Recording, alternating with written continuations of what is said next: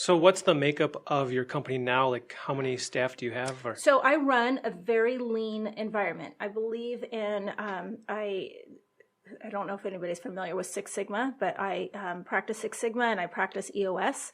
And one of the things that they focus on is running, managing your departments very, in a lean way. I think it's important to help people be more, feel like they have the autonomy to run with what they have, give them the tools to do that. So I have a team of 5, and we have just over 500 doors in the Twin Cities. And we're not the largest. We're not necessarily trying to be the largest. We actually really focus on the customer experience more than I worry about how many doors that I'm having. And that's 5, not including myself. I don't really do that much. I'm more of a passive owner, but I still oversee the operations of the business. And then we actually have a maintenance company as well.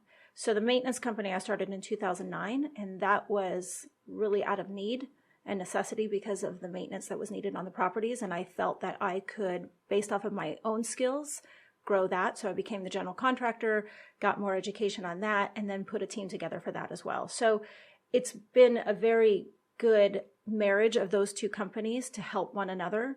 And it offers our clients actually a really great opportunity to have all that done together and at a lesser price. So everybody is really, we have kind of more of a hybrid style management. So we have, it's kind of portfolio / department, and those are hybrid. So we do have an accounting department. I do have somebody who handles marketing, and then I have a leasing department and property management. Want to hear more on this topic? Click the link below for the full episode of Maximizing Your Property Value.